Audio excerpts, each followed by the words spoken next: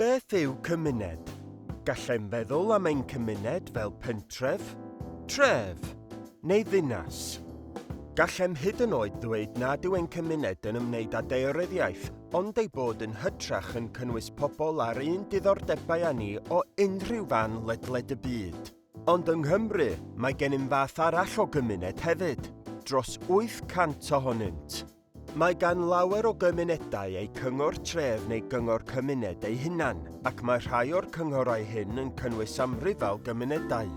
Cymunedau yw'r sylfaeni ar gyfer wardiau etholiadol Cymru, yr ardaloedd yr etholwn gynghorwy sir ar y cyfer.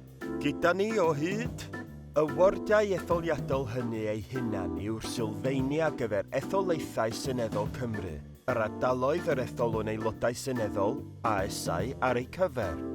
Ond dawn yn ôl at y cymunedau, sut cant ei ffurfio?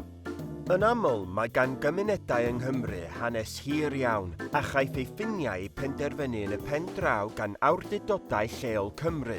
Mae cymunedau wedi'u seilio ar ble mae pobl yn byw, a bydd awdurdodau lleol yn cynnal arolygon cymunedol o bryd i'w gilydd i ystyried sut mae lleoedd yn newid. Er enghraifft, os oes ystadau newydd wedi'u chodi.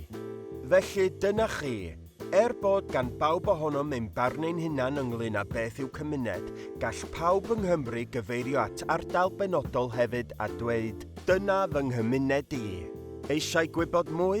Ewch i ecfdl.llyw.cymru.